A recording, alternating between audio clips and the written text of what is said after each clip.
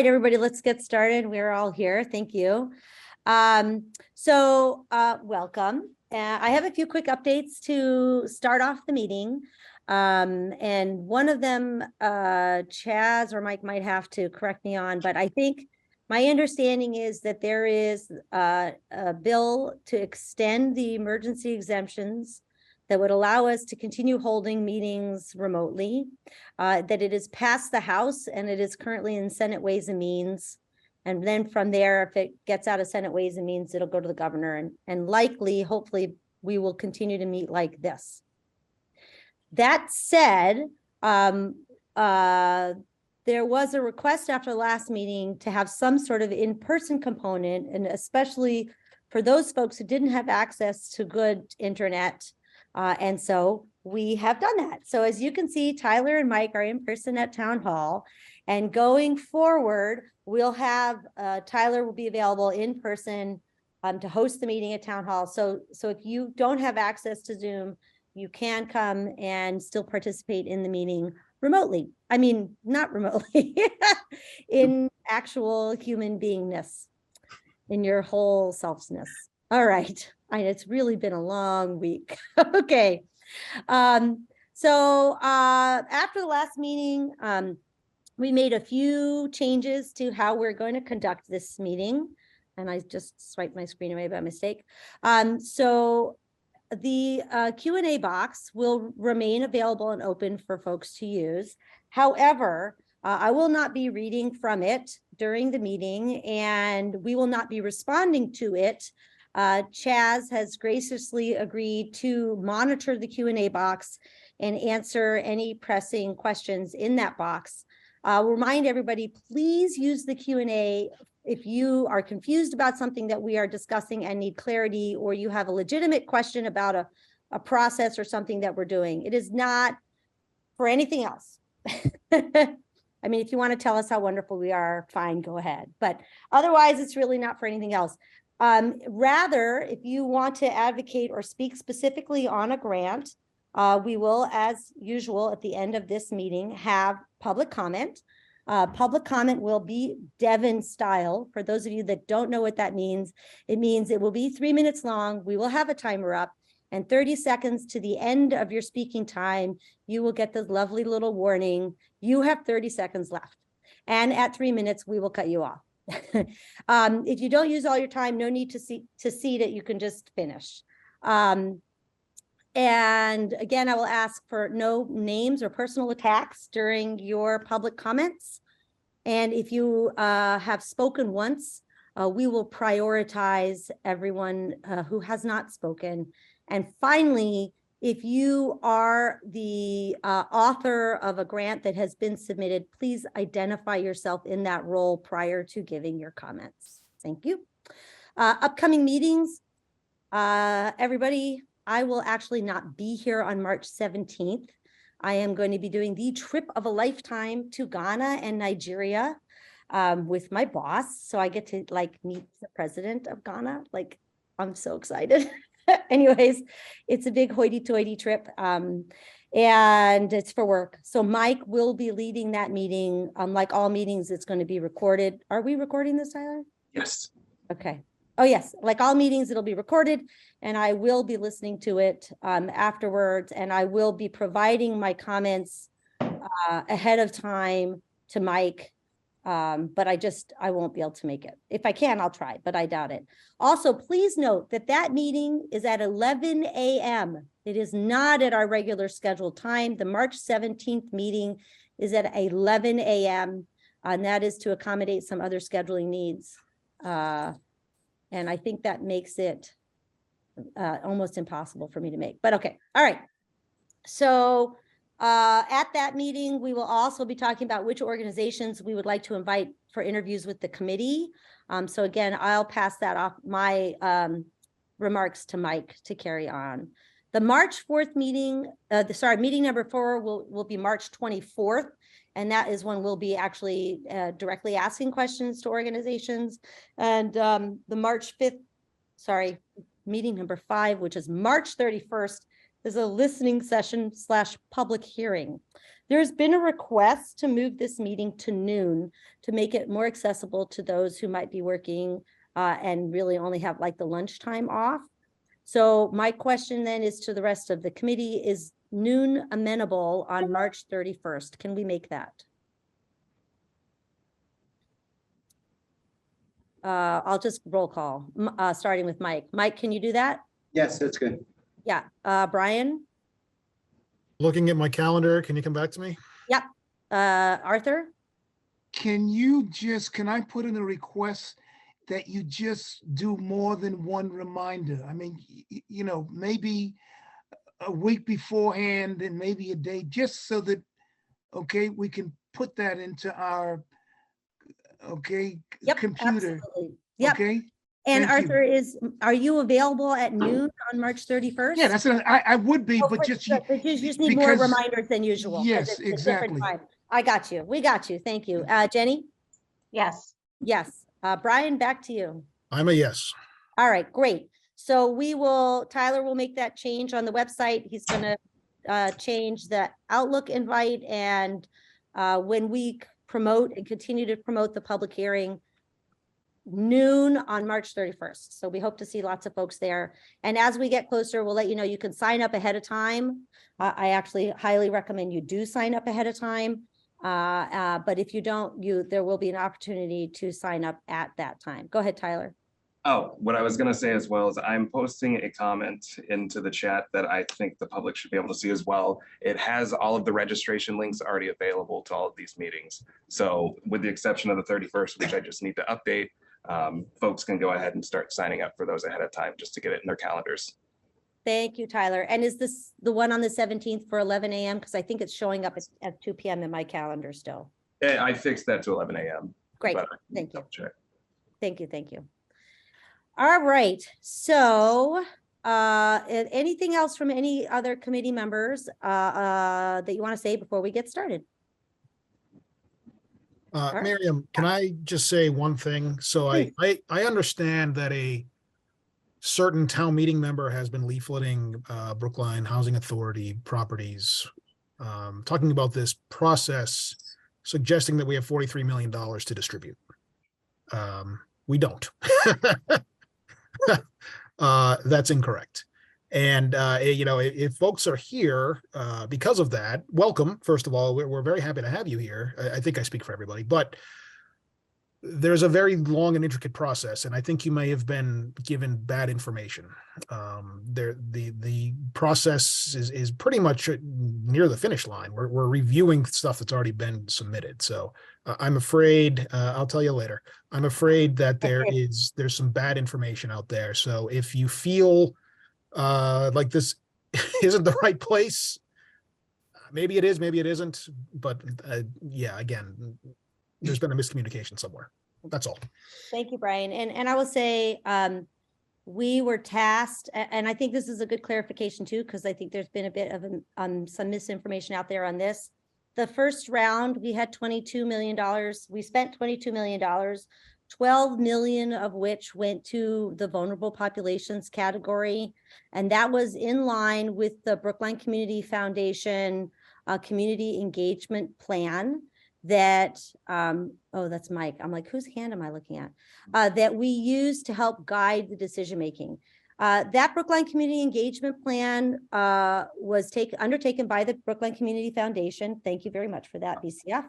And we had no intention of repeating that work for this round. Instead, we are continuing to use the existing BCF community engagement input that we used from round one.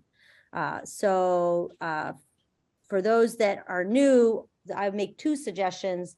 The first is I really suggest you go back and listen and watch the round one meetings where a lot of this was discussed, because we're not starting from scratch, as Brian has just said.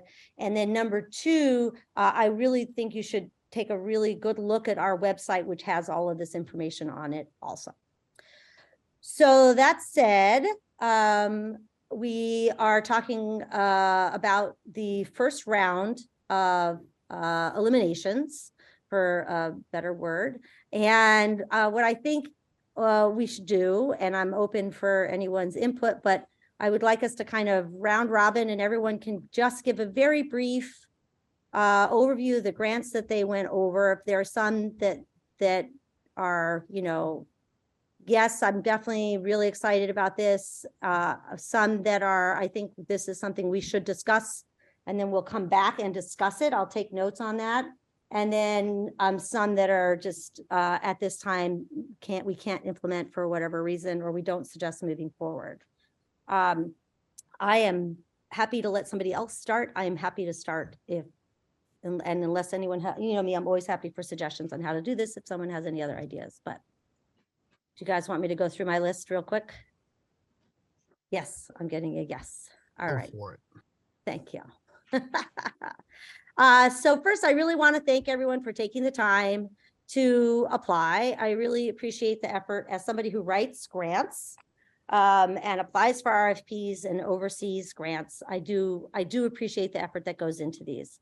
I'm just going to go down my list starting with the retail assistance and grocery gift cards for Brookline residents in need. This is grant number 2350 from the Society of St. Vincent de Paul. It's for $50,000. It got a 90 for me, which was the second high. It was at the second highest score I gave. I think it's a very reasonable amount of money. I think it is is this something in the chat I need to see? Nope. Okay. I think what I really like about it is this is something that they already do. This is an ongoing program. They have, it's basically already implemented. So we're just giving them more money to do more rental assistance, more grocery gift cards and the like. I have one question for them that I really need to be answered. I could not quite tell from the grant. And I would like to email them or reach out to them, or we can ask them to come for an interview. It was unclear to me whether you have to actually be an affiliate, be Catholic in some way. There was something about creed and ethnicity didn't matter, but I really couldn't find anywhere that you could be Jewish, even if they do seem to refer to Jewish services and whatnot, or you could be non-denominational or not. So we just need clarity on that, because I don't think we can fund them the money if they have that requirement. And if they don't have the requirement, then I want to move them forward 100%. 2312, the Black and Brown Club, the aviation training program. I really appreciate what this grant wants to do. I don't think we are the funding source for it. It comes out to like $8,000 a person. It's a very narrow grant in terms of what it can accomplish. And I really don't think it actually, for lots of reasons, but another reason I don't think it meets the public benefit. And it got my lowest score of 68, and I don't think we should advance it. The next one is the affordable childcare. That's 2313. Clearly the amount is really, first I want to say, I am 100% in support of affordable childcare. I was the president of the board for the extended day program at my child's elementary school. We were one of the only places in Brookline at the time that offered vouchers. I think this is a hugely important issue. I totally agree. And I would love to work with the Black and Brown Club to make this a workable grant. In its current state, it is not something we would be able to fund. The very first ask is essentially $2 million for a capital expenditure. And we can't do a $2 million. We can't do any capital expenditure, buying a building. It's just not something that we're prepared to do with ARPA federal funds. So the reporting, the length of time, all of it. On top of that, I think looking at the budget, I think the budget doesn't accurately reflect. You can't buy a building in Brookline for $1.5 million. This is one of the basic problems with Brookline, frankly. And certainly the taxes, the revenue, the maintenance, all of that stuff would need to be reworked. But that aside, we can't buy a building. I also think there's the price tag is way out of our range. I would like to have this permission of this committee to send this back to the petitioners with an, ask for a revised budget around $500,000. Also, by the way, all this money has to be spent within a period of time. This grant far outlives that. And because I think affordable childcare is a must, but I think we can get a lot more without the building. And I think we can still work on something here. So that's my ask for this, to send it back to them for further revisions. And I can craft an email with very clearly what we would be looking for. Next is Mothers Out Front, 2334, addressing health equity for renters. It's a small amount. I gave it an 89. It's implementable. They're already doing this work at the library. I think it's a yes. For 2342, Brookline Improvement Coalition, the safety net. This is another grant I actually really like. The idea of it, the grant itself does not have enough structure for me to tell if it's implementable. I'm not even sure what's being implemented, but I like the idea and I think there's potential. And so I would like to send it back to the grantee with some very clear instructions on what we would need to see if we were to fund it. The 2347, is this okay? Do we want to discuss these as I'm doing them, or is this okay for me to go through like this? Yeah, Jenny's saying yes, keep going. Okay. 2347, the Baffin Network Public Schools. This got my highest score. This is a big fat yes for me. It has everything it needs in place. This is a very important 20% of the population of Brookline, kids vulnerable. This is a great, I really think it's implementable. And we already know that they know how to report and spend money we gave them on past grants. And finally, the Nigerian Professional Group. This is a Google certification program for $300,000. And this also got my highest score, 98. I loved this. It's vocational training. It reaches a lot of people. The idea is to really bring in some mentors to make sure people are getting into the program, finishing the program, and using the program. I liked everything about it. Some of my concerns with the Black and Brown Club are the financial reporting issues with federal grants. It's very complicated. And this particular grant, they have partnered with a couple of other organizations, one of which already has the financial reporting structures in place. So I think it solves for that problem as well. So I'm a fan of supporting this one. All right, that's my list.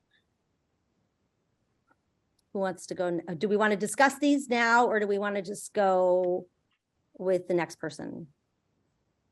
I just want to make a comment really quick, just to call it out. Just for anyone in the public watching, I did post the individual list of the grants and the actual summary, so you can follow along as well. So I just wanted to put that on everyone's radar.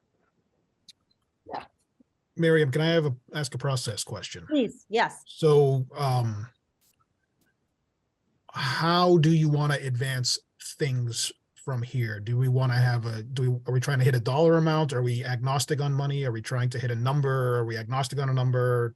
Help me out here. So that's a great question. I think we can be agnostic on a number. I do think we want to be mindful of a dollar amount.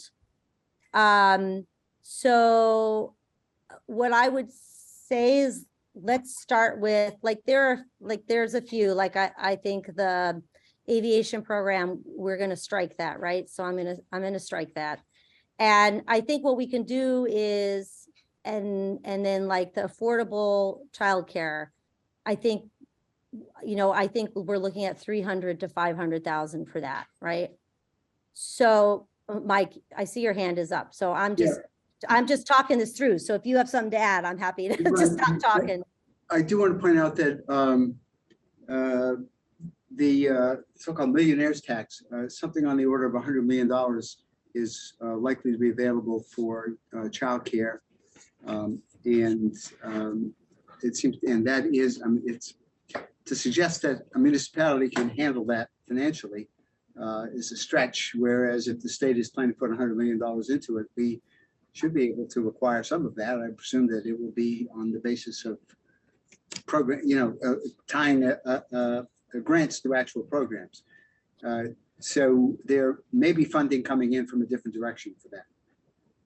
I would say, my understanding is at least this time around, we didn't get any money from, isn't that what Chaz said? We didn't get any money. Well, from- so far the money hasn't been distributed, Oh. there was an article today in the paper just about how the money was going to be split between transportation and education, and more or less 50-50, and that $100 million was one of the numbers in the education side. So, you know, this could be startup money and then. Yeah. Right. So, and it actually gave me a minute to think about my answer to you, Brian, which is, here's what I would say. Let everybody go through their things. Let's see what the list looks like. And then we'll kind of talk as a group about, you know, we'll see where we are, and then we can discuss where we want to be by the end of this meeting. Do you want to go next, since you don't have to. I don't want to. Yeah, sure. So most of my list was vehicle acquisitions, with three proposals to switch out buildings from fossil fuels to electric. I didn't really think we should advance any of them, to be very honest with you. Yep. It just wasn't working for me. If we have money left over, we could probably take a look at some of the public health infrastructure pieces, but I just didn't think this met the spirit of what we're trying to do here in round two. And I know that's very disappointing to a lot of town departments, and I understand. But you know, we did premium pay and we've done a lot of town stuff. So I just don't believe we should be using these dollars for certainly short-term infrastructure like vehicles. And I wish we could use it to get off of dead dinosaurs, but we can't. And then I guess Jenny and I had 2358 jointly, which was pre-approved by the select board. So my job's really easy. So I'm not recommending advancing anything. Where is 2358? It's the MBTA communities planning. Oh, buildings. I didn't realize. I'm sorry that still snuck its way in there. And I think I appreciate, Brian, what you're saying, especially since we already set aside money for these expenses. I totally agree with you. I don't want to spend any more of this money on that. So I appreciate that perspective. Is everybody okay with that? Anybody have any objections or comments to what Brian has said? I mean, I'd like to object to myself. I wish we could, but you know, is what it is.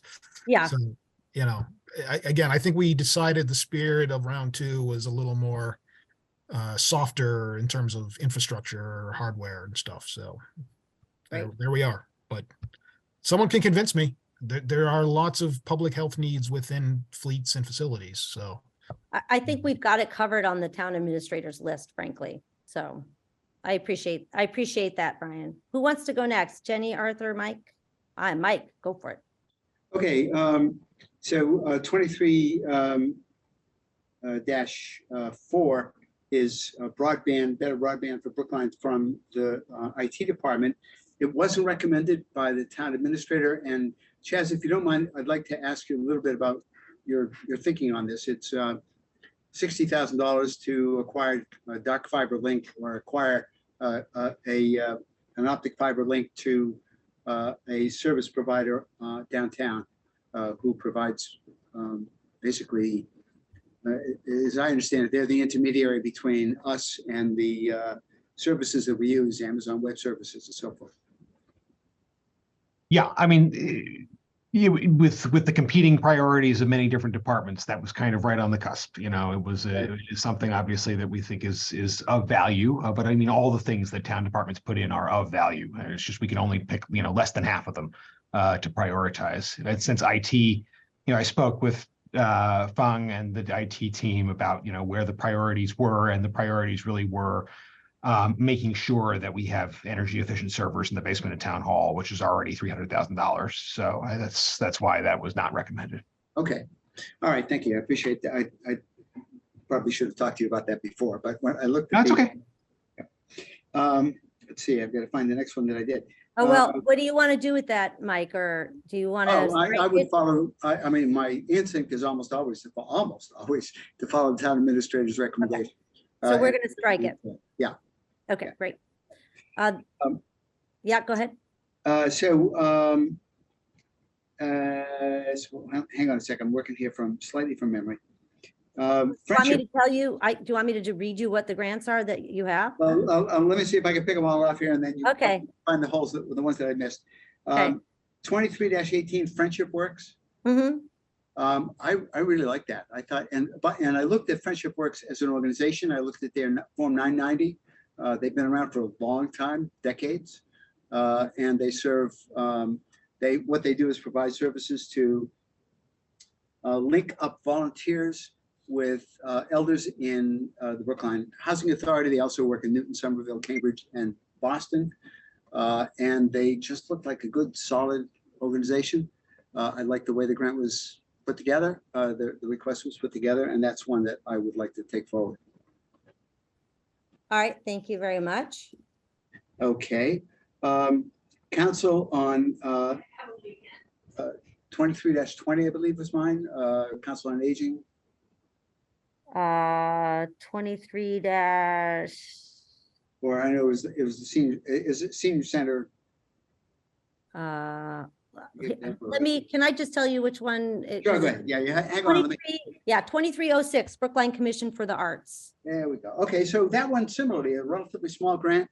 I think the applicant made a good case, and I would take that one forward. Great. That was, I think, an 80 out of 100. That was the Friendship Works was top of the line as far as that and one other were both very highly ranked. Great. The Brookline Rec Equity So Initiative. Brookline Rec, we need to discuss because it's really important to fund the program. The question is, where should that money come from and how much of it should there be? And one question is, there were 500 slots in the fall. How many of those slots were actually taken up? And so what's the demand for this?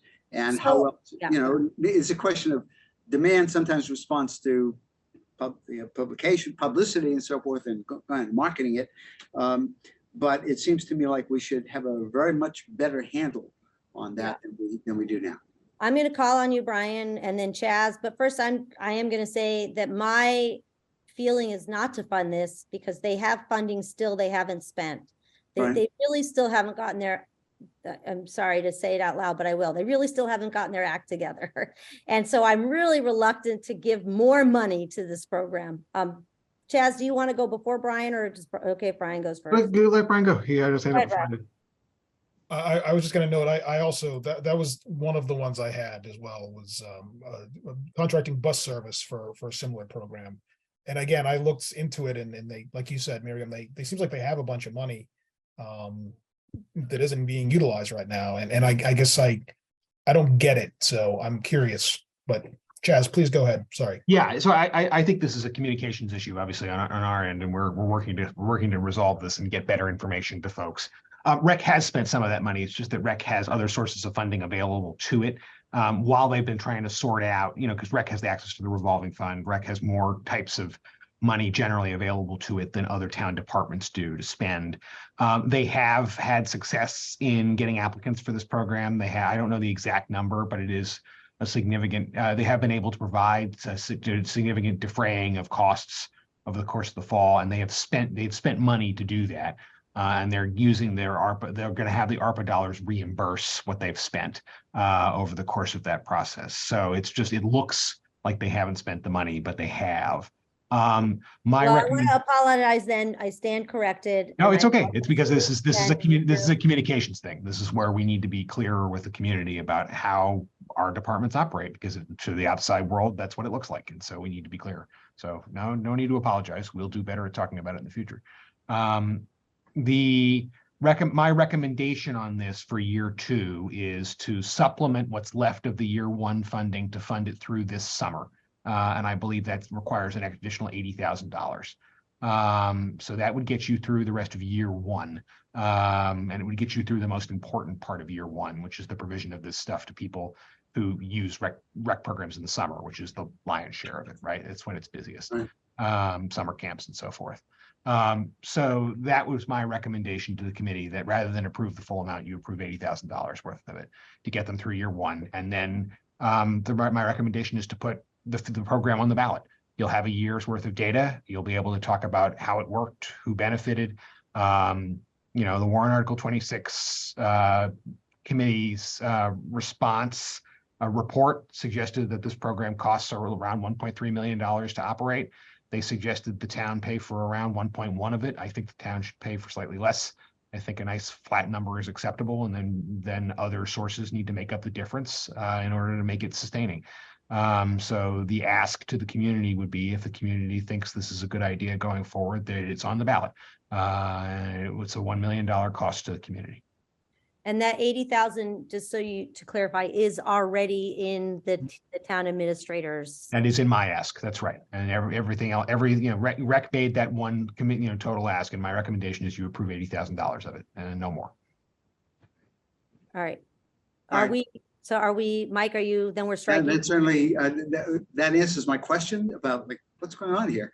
So $85,000. That's my error. 75, yeah. And that certainly makes sense to me. Okay, so we're gonna strike that one. Okay. The next one I have you listed under is 2330, Public Works Teen Center Youthscape Leadership and Work Development Yeah, Program. this looked like an interesting program. It's it's not a huge number of kids, but it's the sort of thing that can really have an impact on a child, on a high school student who participates in it. I think it's a great idea, and again, it's a relatively small amount that doesn't break anybody's bank, and something that, again, there's an organization there capable of doing it, capable of execution, which is very, very important. Great. So next one, I've got the Community Foundation. Am I up to that, or? No, the next one is the Police Safety and Community. Oh, yeah. Okay. So this one, this is renovations to the entry of the police station. And it's a $15,000 number. And honestly, for $15,000, you can't get somebody to do the architectural drawings. So again, considering it's a town department, Chaz, I wonder if you can tell us a little bit more about this one. This is a late breaking ask from the police department. And I said, again, with other departmental needs, I kind of said, this is something where I think we can find other sources of funding for it. I do think it is important. I will say that this is also important from an equity perspective, right? The current way that the public safety building is designed, if you are, say, the victim of a crime, it's really hard to find a quiet place to come and like sit and feel safe. So it is a need for the community, and it's something we need to prioritize. I just don't think it's necessary to prioritize. I think it was just kind of a late ask that we need to sort of be more kind of thorough about in moving forward. Okay, that's it is a priority. I just don't think it's a priority here is the answer. Okay, so it'll that, but well, I suppose a little bit outside the scope of this discussion, but again, $15,000 seems like a drop in the bucket for the kind of thing that needs to be done there. Yes, it really is a down payment on a future significant renovation of that building. That building was built in 2000. Some things about it work very well, some things don't. I mean, the fact of the matter is that entryway is a problem, and it's something we need to address at some juncture. But we have you will see on the 7th the CIP is very full these days, and so we are doing our best with the resources we have to kind of do piecemeal improvements to that building. Do you want to put a question mark? Like, do you want to put it aside to bring back depending on the final budget, Mike, or do you want to?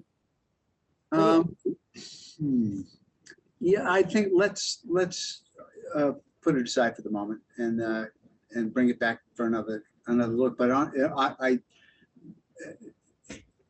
it's again a relatively small amount, but it should be possible to fund that within the town budget. And it's got to be such a small piece of the whole thing. I'm concerned that we won't see a result that's tangible enough, considering what we're trying to do here and what we're supposed to be doing with these funds. Well, we could just strike it. I mean, we don't, if you don't think it's really something we should fund, we can just strike it. Just tell me, or if anyone else has an opinion. I'd like to leave it there for the moment. Okay, I'll turn it. So I'm color coding. I love color coding. So light yellow is going forward. Dark gray is is yeah. not, and Yeah. green is, needs a little loving Right. or reconsideration or however you want to put it. All right.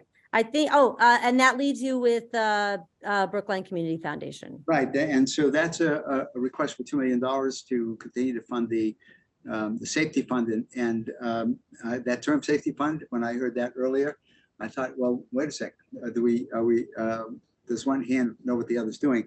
The Community Foundation most assuredly knows what it's doing. They've had Yes, a safety fund 100%. in place for decades, really, and I should disclose that I used to be chair of the Community Foundation. I'm no longer on the board. But I do have a former affiliation with it, and it's probably one of the best run organizations, certainly in Brookline and maybe in the state. So to the extent that we can support it, I would go to the maximum that we can squeeze out of this particular round. So what I would suggest, I agree, but what I would suggest is, because the ask is quite a lot. That's a lot of money, and so something between some six-figure number and Yeah, and yes. a request. And then we can say yes to this, but we'll fill in the figure after we Yeah. kind of see where we are with everybody else's requests. Is everybody good with that? All right. Thank you very much. So it's a yes, but we're gonna amend the dollar amount. Yes, but yeah. Yes, but who wants to go, Jenny or Arthur? I'll go. All right. Thank you. Do you want me to read your grant numbers, or are you on the? Yeah, if you want, that would be helpful. Yeah. All right, 2303 Brookline broadband for 40,000. So I think this one and the next one, these are the same from last time, basically. And I think that there's state funding sources that now can help to address these applications and proposals. Whereas when I reviewed them in the fall, I didn't realize that those sources of funds were available. And that is through the Massachusetts Broadband Institute has funding available through ARPA, millions of dollars that could be addressed through a digital equity initiative. I don't know if the town, I can follow up with the right person about this opportunity. There's still time for you to be able to apply directly to the program that I think would help address at least a portion of this. Because there's two, I don't want to mix them up too much, but I think the first one could be addressed through the digital equity program. The second one is that one which is a multi-million-dollar request for infrastructure. The Broadband Institute will have funds available eventually. It's like you have to do the planning piece first, and then you had to pathway to getting funding for the hard infrastructure. I'd be happy to follow up with somebody at the town about this opportunity if they're not aware of it. Thank you very much. Is that a yes? Yeah. Yeah, Chad. so Chad, yes, but Okay, we'll for Chad our it. purposes, we're going to strike these two. Is that what I'm hearing? I was not recommending that they move forward. No. Okay, thank you. The next one I think is the Brookline CDC. 2307, the Brookline Improvement Coalition doing business as the Brookline Community Development Corporation. So that this one I recommend for funding fully. My sense is that there's immediate needs and for renovation. They don't have a lot of funding available to them. The town doesn't have immediate resources available to provide to them either through either the HAB or CPA is not going to be ready for some time. And I think that this could be a decent use of our ARPA dollars. So I was recommending that this one move forward and proceed, especially in the absence of other resources for renovation and decarb improvements. There are, again, similarly, there is a new program that the state just launched that I'm sure Bob Van Meter and Deborah Brown will be aware of, who are from that group, who you can access or perhaps leverage additional funding for basically decarbonization of multifamily housing. And it can be an existing property. So there's other things that could be leveraged, but I think that we should put in ARPA funds. They're asking for a specific dollar amount. I don't know that we're necessarily saying let's fund it to that amount, I'm not sure if that's the discussion right now, but I definitely recommend that this proposal proceed. Okay, yeah, what I would say is that right now we're discussing just that, what's proceeding, and then once we have a list, we can start talking about Refinement. how much. And Mike, do you have a question for me? I just want to say, I took or I was given a tour of the outside of that building, of the buildings that the agency owns and administers, and looked at the public spaces inside of it, and the renovations definitely needed. And renovation now or soon will save costs, especially in the exterior. Will save costs later.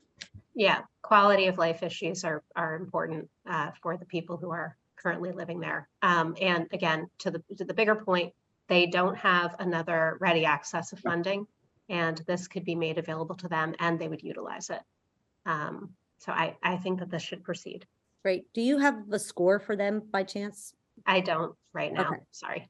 Just for the rest of you, just either, well, the scores are in your Excels, then Tyler can enter them. So that's fine. Thanks. I'll get back to that though, when I can move screens around. Yeah, no worries. All right. The next one I have for you is Bosman Construction Management 2325, affordable housing program for, that looks like 1.3.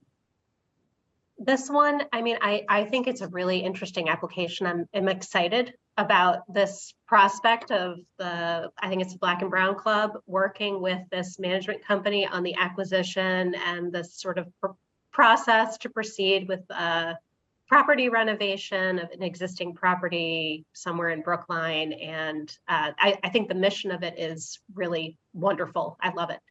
The challenge I had with this one is really what they're asking for and the lack of, direction. This is like a sort of yes, and I need some things answered about like the timeliness and their ability to really proceed in the timeline that we need to utilize ARPA funds and show outcomes. I'm a little concerned about that. And everybody knows about real estate in Brookline. So 1.3 million for what they're looking for. It actually says $750,000 for an acquisition. And I had to think to myself that sounded really great. And I'm wondering hey, anybody know where that is? I say the you other don't have to tell me issue first, but would be interesting to know. The other issue be a real is deal. Yeah. Well, yeah, but I'm going to interrupt, and I'm sorry for doing that. But the other issue is that Tyler and I had this discussion with Melissa, and is about the capital expenditure for a property using these federal funds.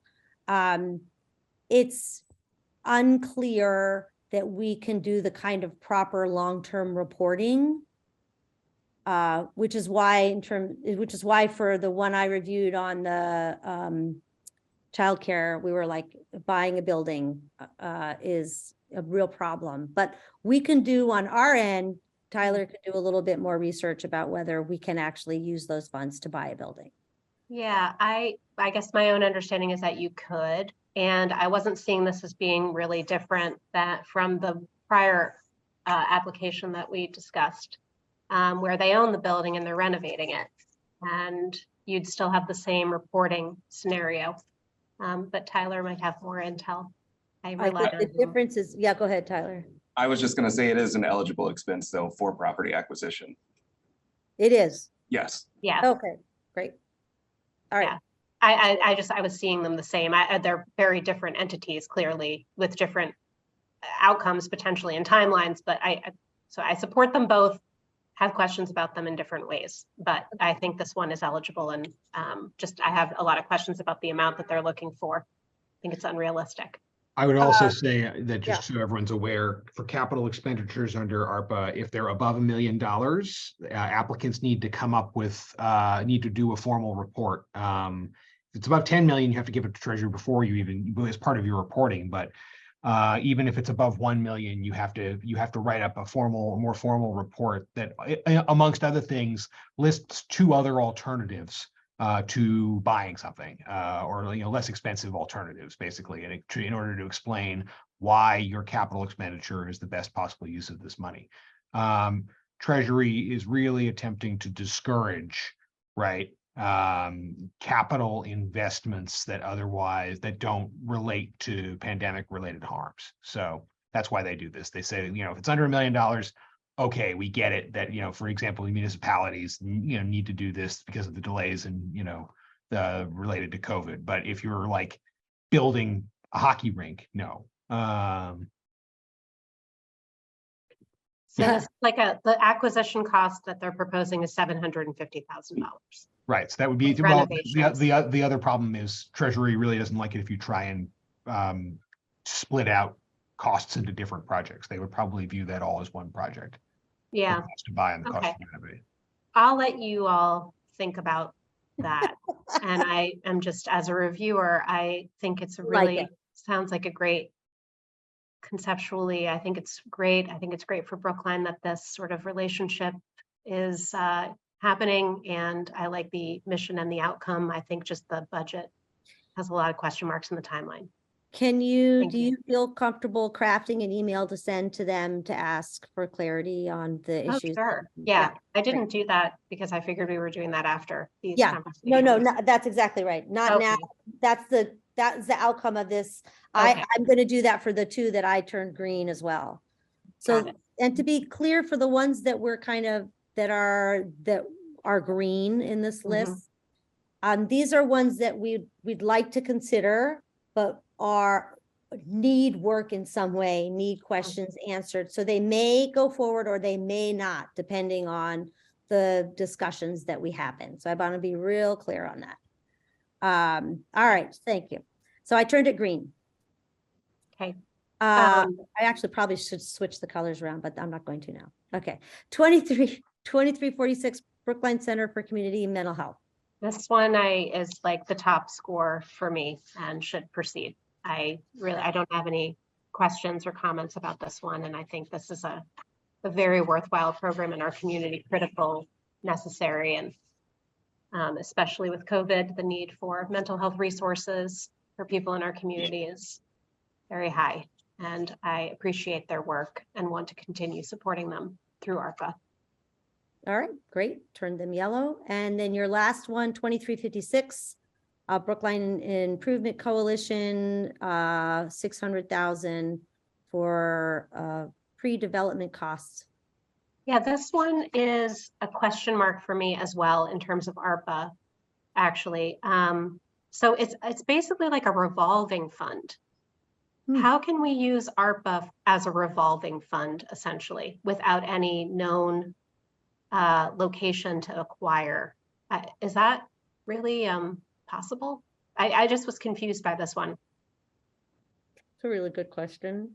It's basically, that's what it says. It's a revolving fund for when, so that they're in a position to acquire, do pre-development things and eventually acquire properties when they become available. But I didn't, it's, a technical question. I apologize to the crowd, but. No, don't apologize. That's a perfectly acceptable technical question. Yeah, I think you could have a subrecipient agreement of some kind, but like revolving fund, that suggests a like replenishment involved there. That's how it's described in the application. So that's why I'm using that phrase, not my own.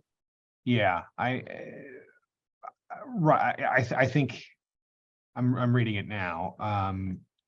Sounds more like a seed fund than a revolving. It's more of a seed fund is what it sounds like. Yeah. Effectively, can we have $600,000 so that in the event we see something eligible, we can jump on it.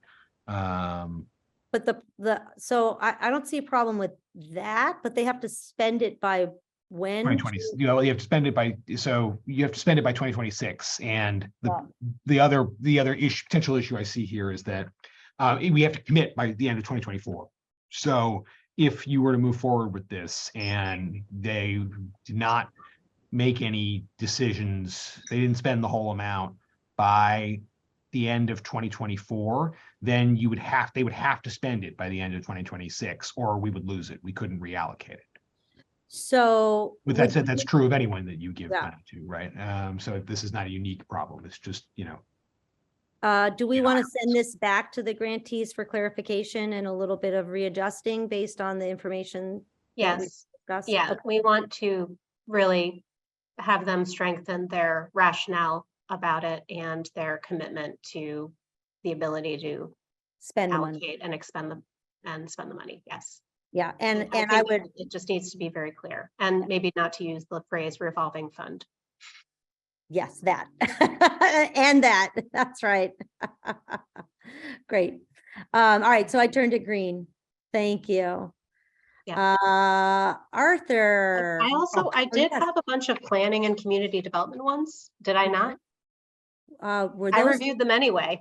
all right. Yeah, I think there's just that continued confusion of like, things that I said we should go forward with and things I said we shouldn't go forward with. Some, because I wanted to be double and triple sure we got everything on the list. Some things are double counted here, right? In my list, I think the general feeling that I would have on this is to use kind of my approved list that I sent to you as a list of like, if there's something on there you don't want to move forward with, fine, just I let us agree with know. your list. I was But going to support all the energy ones and the ADA outdoor seating.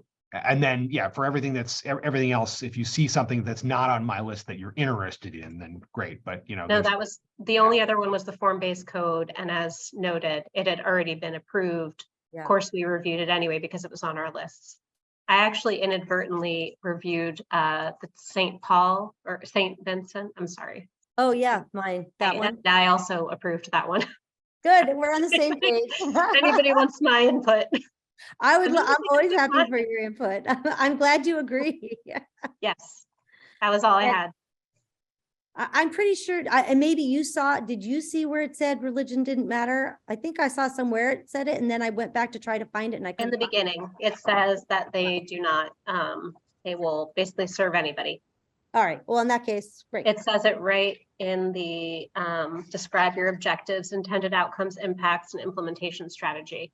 Describes I read it and then I couldn't find it again, but I the guess I was. society serves people in need regardless of, and then there's a list. Yeah, but it didn't have religion. It said ethnicity, creed, political. That's Really? why Well, then we could probably clarify that. yeah, then we just need to clarify that. Yeah.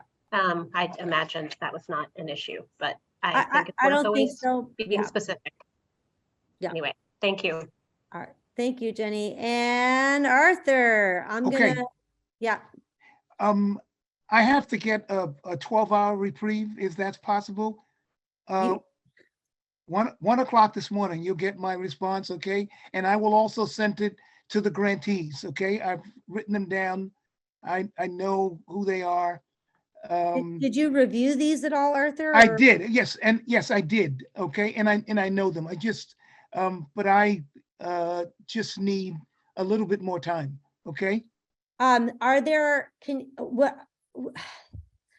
can you at least tell us which ones you know you want to advance, even if you don't know the amount?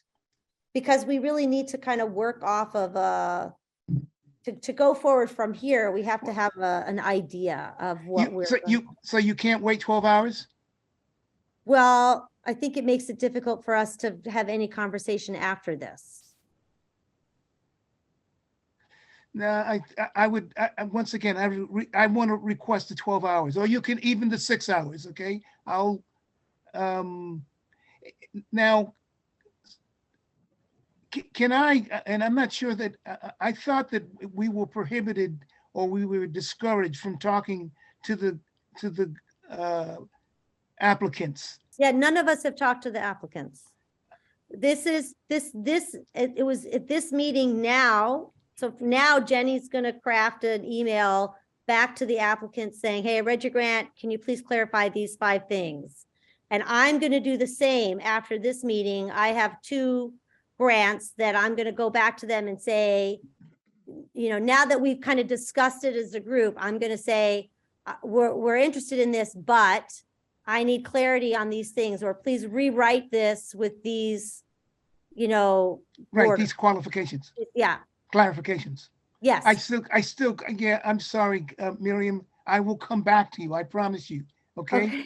I promise you, all right, it's my mistake.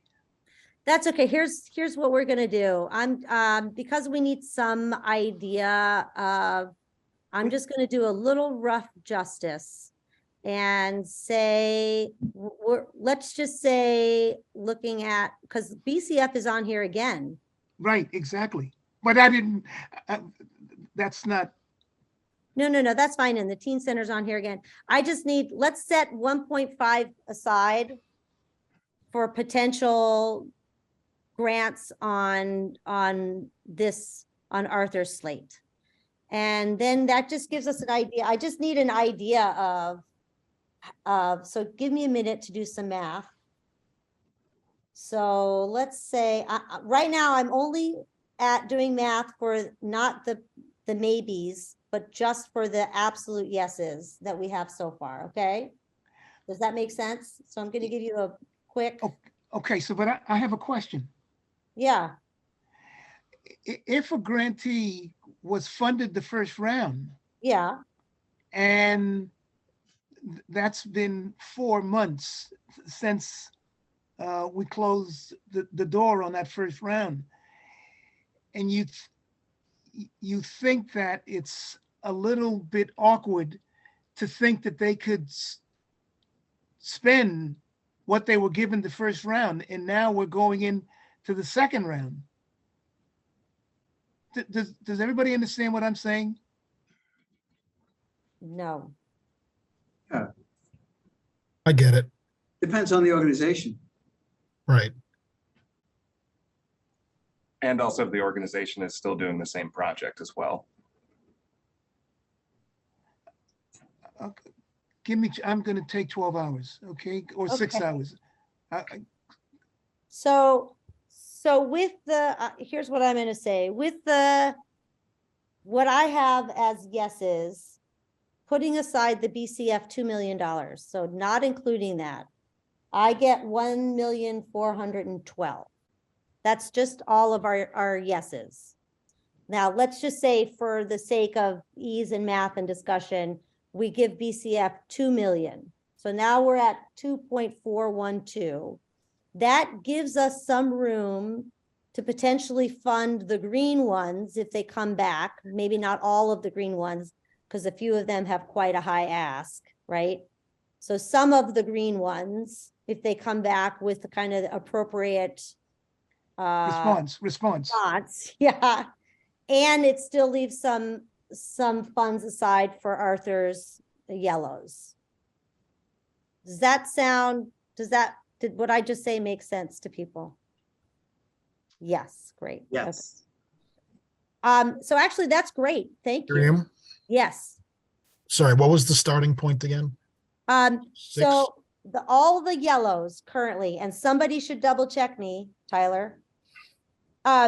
All of the yellows minus the Brookline Community Foundation ask of 2 million. I get $1.4 million because a lot of those are little amounts.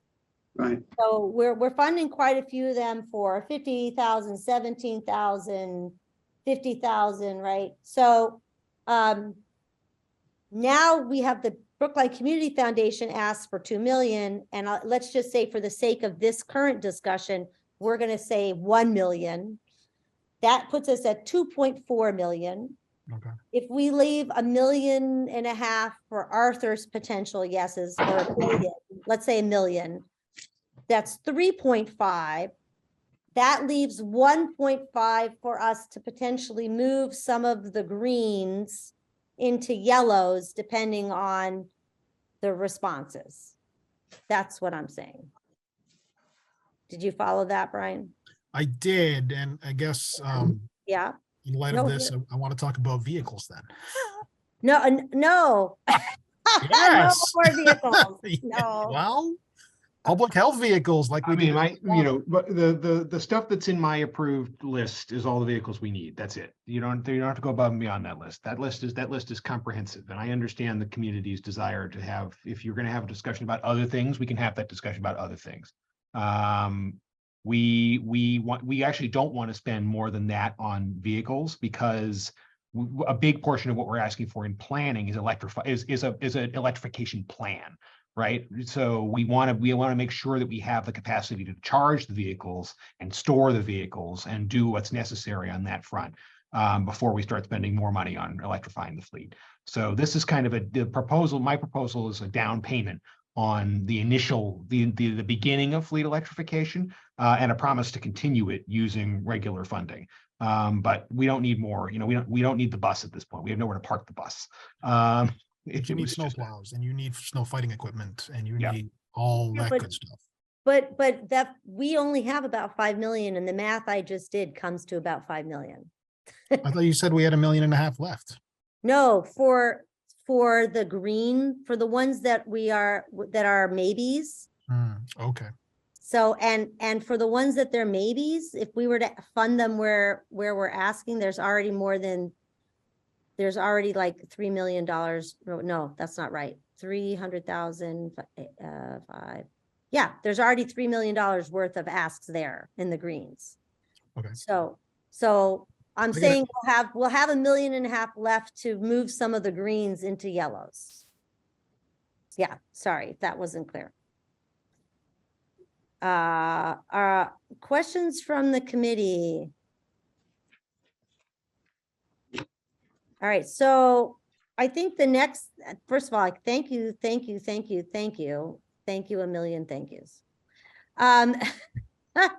The next thing then is for us to talk about goals for the next meeting. So for a few of us, Jenny and I have emails to write. Mike, did you have any? I mean, we have to think about the police, but I don't think you actually have any. No, I think that's a matter of, let's see, have a conversation with Chaz and perhaps with the chief and see what's wrong with that. All right, and Jenny, you've got 2 emails to write, and I've got 2 emails to write.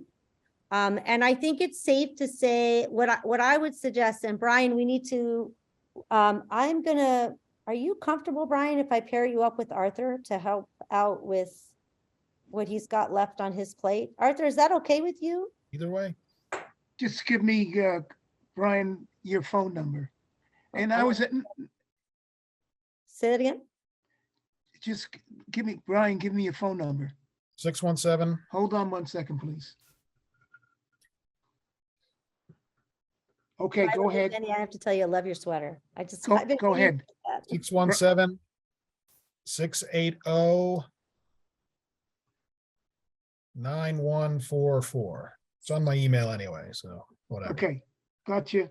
We're all gonna 617 call you 680 after this. 9144. Feel free, join the club. I know. I don't know why I don't have your number, but now I do. Oh, No, I have a quick question, actually. I'm away next week.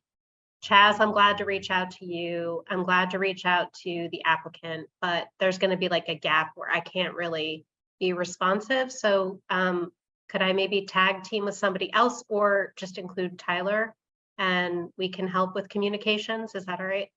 I was gonna ask anyway, just any correspondence you send with the applicants to CC me and the ARPA review email. Okay. So- Okay, Chad, will do you do. want to be CC'd on those also? No, or- no, Okay. thank you.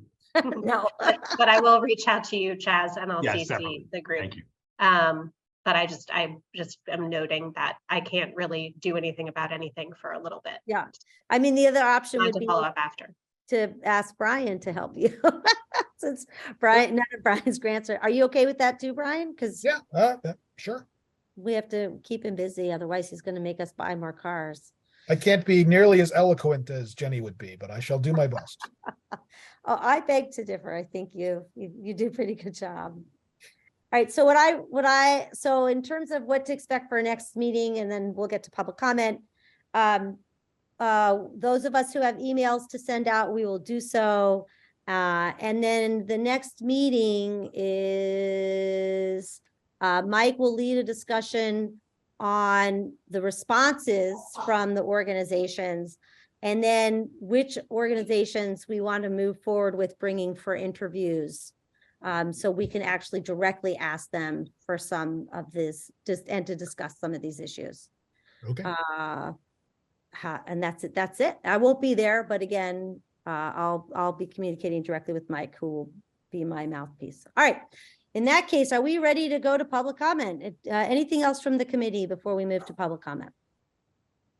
Okay, so Thank you, everybody, for joining us today. As usual, we will end our meeting with public comment. In about 7 minutes, I have to switch to my phone, so I apologize. My daughter has an appointment I have to take her to. You will have, please raise your hand if you'd like to speak, and we will promote you. You will have 3 minutes. You will get a 30-second warning, and I will, oh, look at that. We have the timer up, and I will absolutely cut you off very gently at 3 minutes. Do we have anyone who would like to speak today? So we have 2 hands raised so far. The first one, and now we have 3, but the first one is Carlos. All right, Carlos should be able to speak. It looks like you're still muted though. Go ahead, unmute yourself, Carlos. When you begin speaking, your time will start. Hello, everybody. Can you hear me? Yes. Hi, and I hope that you're all well. My name is Carlos, and I'm a Brookline Housing resident and town meeting member. I appreciate all the work that you're doing because all of these proposals are great, and I do not envy your shoes right now. I want to give a shout out for the Brookline Community Mental Health Center and Steps to Success because of the broad outreach that they have at the Brookline Housing Authority. And I've learned this just from the outreach work I've been doing, but also my personal experience living for half my life in Brookline housing. My question is, and I apologize if this has been answered before, but I'm still learning so much about ARPA, so I appreciate your patience. My question is, can these ARPA funds be used by applicants to directly pay their own salaries? Because it seems like some of these proposals would not only pay these applicants a salary, but a salary that is much higher than the average salaries in these fields. And I believe that these funds should be used to support as many people in Brookline as possible. Thank you so much, everybody. Thank you, Carlos. I think we can actually give you a pretty quick answer on that. Chaz or Mike or. Sure. Well, I'll take a crack at it. It's legitimate to pay reasonable administrative costs, which would include salaries. So I just take an example. The Community Foundation's application includes a substantial chunk for administering the program, and a program that just pays the direct service costs and doesn't support the administrative side will leave an organization unable to do what they want to do. So broadly speaking, as long as it's reasonable and it's accounted for in the budget and reported back to us, we can do that.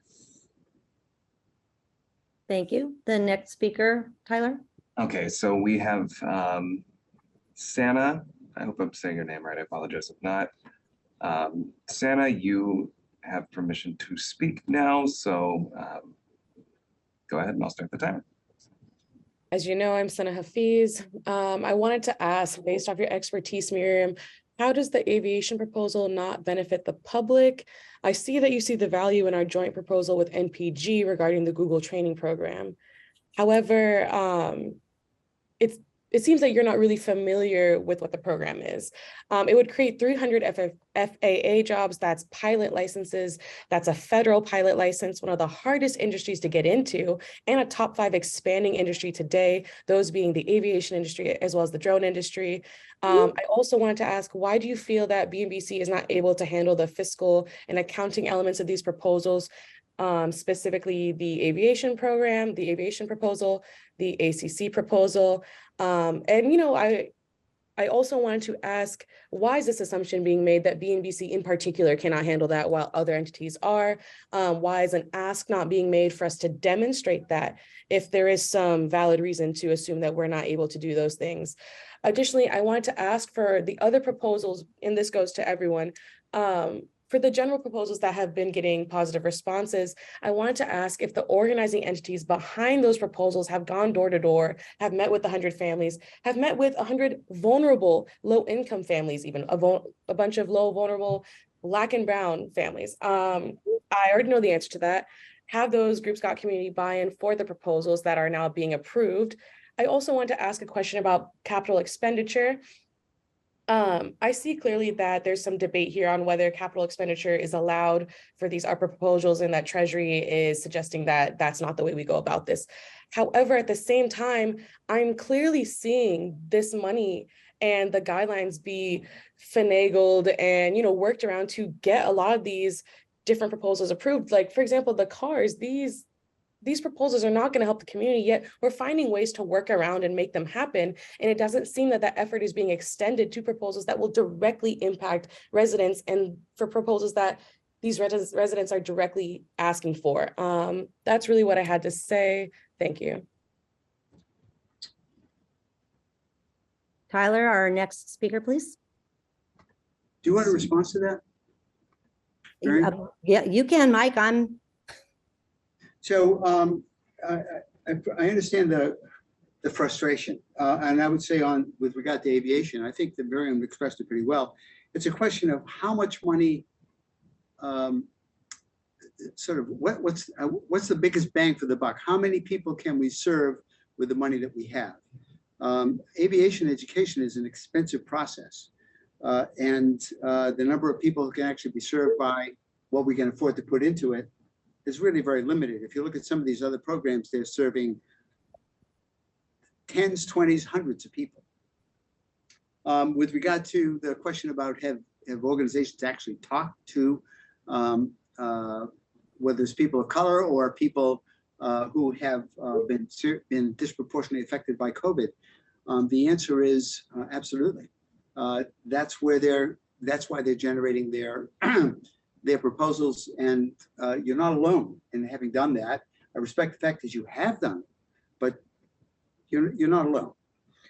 And the third thing is a delicate question. Why don't we think that you have the administrative capability or the ability to manage the funds? I'll be really direct about that. We have a $50,000 grant that's still sitting out there waiting for the rest of the paperwork that we need from you. So how are we supposed to interpret that? Thank you, Mike. Go ahead, Tyler, with the next speaker. Let's see. Next with their hand raise is David Rockwell. All right, David, I promoted you to a speaker. Unmute, and 3 minutes will begin whenever you start. Great. Can you hear me? I can't see anything, but can you hear me? David, yeah, we can hear you.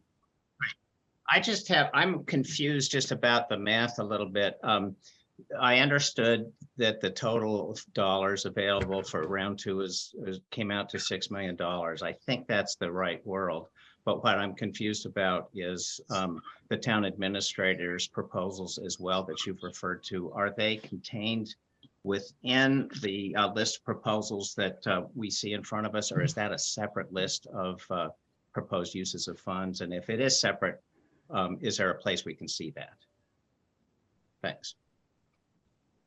It's a little messy, Dave, I think is unfortunately reality. What I asked in this instance, and this is a good learning experience for the town, is that I submit, if you look at the list of proposals, there's an omnibus proposal for just under $5 million, 23-14 select board. That's the summary of all the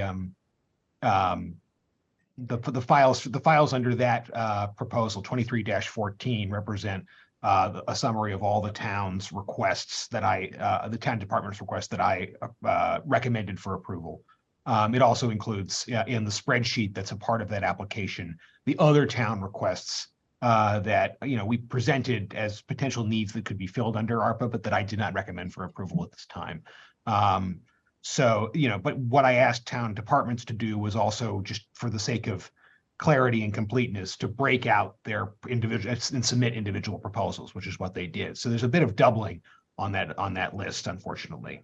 It's my understanding that there is around $10.5 million available in ARPA round 2, of which the town is requesting from the committee for just under 4.9 and change, which would leave 5.5 remaining for community applications if the town's request was approved in full. So to answer your question, it's a little complicated. I'd recommend, if you want to look at the town's asks at 23-14 and its accompanying paperwork. And then if that were approved in full, it would leave $5.5 million for the other proposals.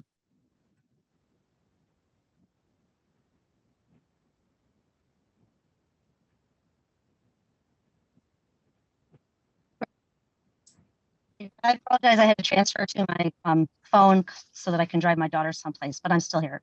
Tyler, you want to promote the next speaker, please? And somebody else is going to have to do the 30-second warning because I'm not going to be able to. I can do that. Okay, so next up to speak is Ade. Let's see. All right, Ade. See, you should be able to speak now. I will start the timer whenever you start. Can you guys hear me? Yes. Okay. Ade Genesee, a Brookline resident, one of the BIPOC population from the low-income community and a leader in the community. I just want to address a few things that Mikey said. Number one, it's not due to our organization when you mentioned paperwork. I just spoke with Tyler. I had a conversation with Tyler yesterday, and I understand he has a lot on his plate. So please, let's just put that for the record. Majority of the delay comes from that end of the street, not as it has nothing to do with our paperwork. The few issues Tyler needed to address, he would get the response today. So we always respond in time and accordingly. And another issue you mentioned about organizations that benefit low-income community. Giving $756,000 to Brookline Improvement Coalition for 16 families, as in comparison to the aviation program, that would create 300 licensed FAA federal license, drone license for residents, thereby giving Brookline the chance to create one of the largest minority drone aviation workforce. 10 residents will have the chance to become FAA commercial pilot, a starting job of over $100,000, and that is 10 families, not just 10 individuals. Increasing, the median income is $35,000 for Black and brown families in Brookline. And kids, the educational background is STEM, the STEM program to that. So I just don't understand, as being part of the community, how that is valid. Over 300 low-income residents get the chance to be in an industry that is one of the top industry right now in terms of jobs. And I understand how you see it as complicated, Mikey. I've been in the industry in aviation for over 12 years. The team that we are working with combined has over 100 years of experience in aviation. Nobody asked us about that. So I was just wondering how Miriam scored that in terms of impact to our community. Because we know our community. I'm from that community. And we've been mentioning a lot of times that we are a walking data and telling every member of this community, of this committee, we know how effective and who reaches our community on this committee. And some members of this committee have been there when they've seen residents. You have 30 seconds. Thank you. We have Black and brown kids that have flown airplanes for the first time. You guys don't know our community. Nothing is more impactful than that. It's 1.2% of minorities in aviation alone. So maybe we should have a conversation about that, but I was just wondering how Miriam scored that to not be impactful. But yeah, we could have 16 families with $750,000. Thank you. Thank you. So my score sheets will be made available to you. They'll be public. You'll be able to take a look at them.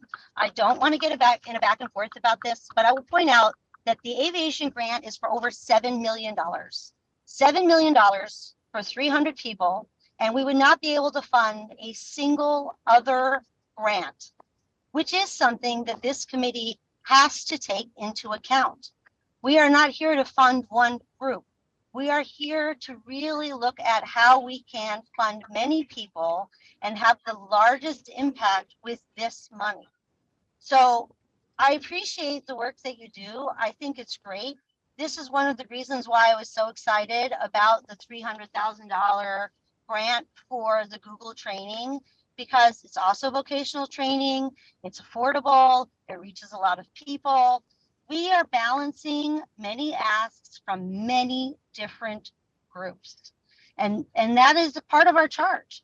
So when we're evaluating the grants, we are evaluating them both on their individual merits and on the larger picture.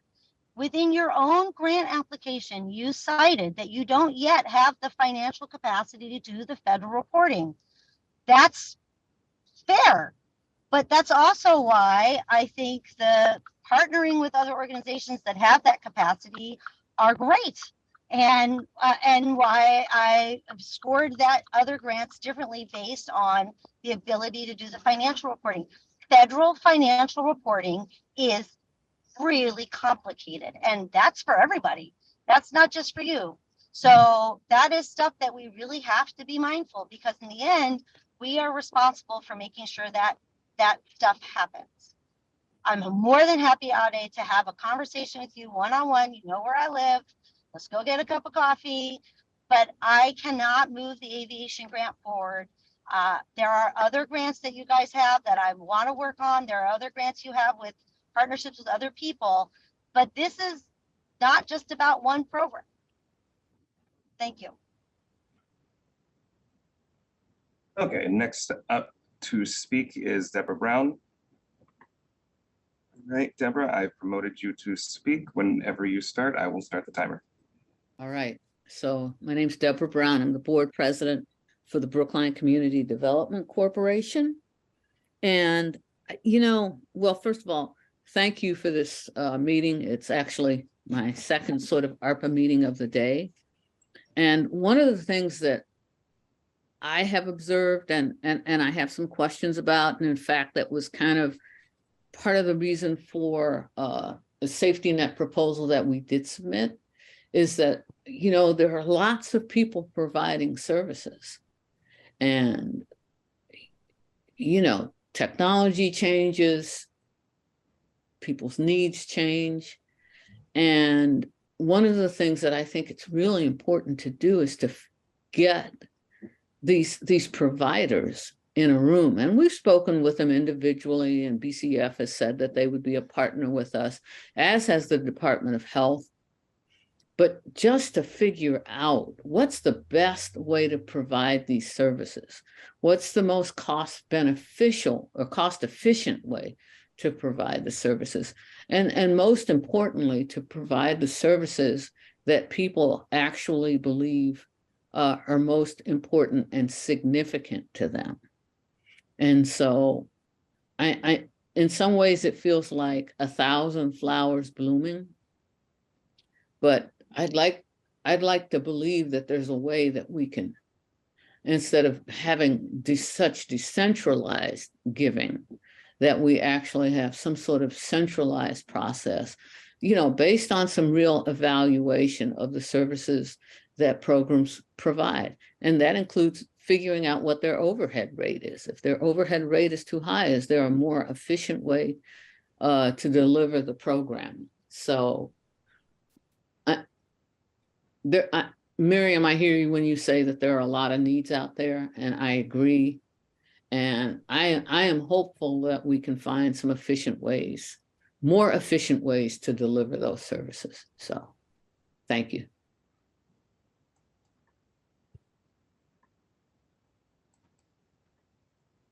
Let's see. And then Ade has his hand up again. I'll promote him to talk.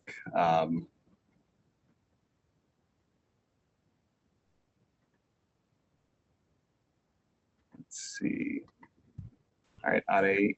I'm not even going to take a minute. I'm looking forward to have a conversation with you, Miriam, but just for the record, we are not asking for 7 million. It's right there on the budget proposal summary. It's 2.5. And we did not say that we could not handle the budget. Obviously, if we can handle the affordable childcare and other things as well, we can handle that. So that's not on the record. We did not say we can handle the budget. Just wanted to put that out there. Things were wrong.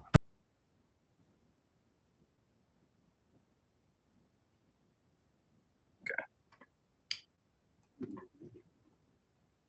And we do not have any other hands up. Do we want to close the public comment? Hey, Tyler. Oh, right. John, would you like to speak? I have an old-fashioned hand up. It's my actual hand. Real hand. I don't know how good my audio is. This is my first experience with a a live in-person meeting using the OWL system. But I just had 3 questions, and I'll just pose them so that people can think about them. I'm not expecting answers, in other words. I'm just wondering if there's a threshold that needs to be crossed to be an applicant. Because we're spending a lot of time evaluating proposals, but and I'll ask these 3 questions. Can an individual be an applicant for ARPA funds? That's question number 1. I think I know the answer. Can a group of individuals that is pretty much just a group of individuals, it's not incorporated, so it doesn't have any sort of entity under the law, other than, it doesn't have any entity under the law. It's just a group of individuals. And it might call itself by a name, but if it's not incorporated, does it have any existence under the law? And the third one is, if a group is incorporated under, has an existence under the law, does it have to be a group that is, for example, a 501c3 that has to do some kind of annual reporting to the federal government in order to validate its status? So those are the 3 questions.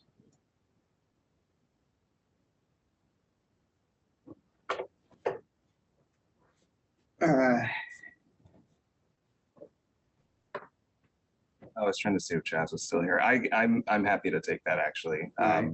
So as far as the individuals go, it depends on the type of project. There is a type of agreement towards a beneficiary. That would be something that would still be sort of the discretion of the committee, but that is an eligible item. Whether it's reasonable, that's a different question. As far as a group of unincorporated individuals, if they're trying to administer a program, they would still have to have some kind of financial capacity and wherewithal, because they do have to be able to register with the federal government through what's called the System of Award Management, which would require them to have a UEI number, be actively and consistently registered on an annual basis with this. So typically, this kind of leads into your next question. Typically, it can be a business. It doesn't have to be a non-for-profit or a not-profit either. As long as they're doing some type of business and they can function as a subrecipient, which is what we call the folks who are doing the programming, or as a contractor, they can be an applicant.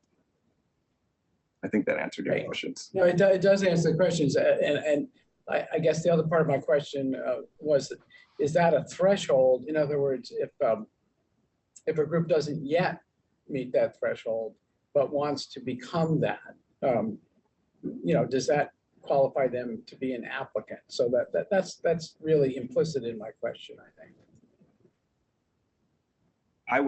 I would say if they're on the application, something that we did update, because we did want to address this in the round 2, is having an acknowledgement of the applicant that it is going to be a requirement before they enter into an agreement. So I think with that, it does sort of address that piece of having some capacity to get to that point in order to accept the funds, which means, yes, it could be an applicant.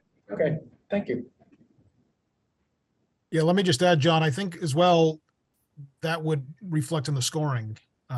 So it doesn't answer your threshold question, but clearly, if it was an individual or a group of individuals, et cetera, one of the questions that we have to answer and score is their ability to administer and report. So I think that would weigh in the scoring as well. So Right. We're all trying to work on that. Yeah, thanks, Brian. Tyler, if there's nobody else slated to speak, I'm going to close the public hearing. There are no other hands. Great. I'm closing the public hearing. Thank you, everybody. Thank you, everybody. Thank you especially to the committee. And we will see you all. I won't see you. I'll be in Nigeria, literally. I will see you all. You all see each other March 17th, and we will see you at the meeting after that. Anybody have anything to add before we close the meeting? Safe travels, Miriam. Right. Safe travels. There's Thank wonderful you. Guinness in Nigeria, I'm told. Say that again? Wonderful Guinness in Nigeria, I'm told. I'm gonna have to try it. There's wonderful Guinness in a lot of places. All right, thank you, everybody. Thank you. All right, thanks.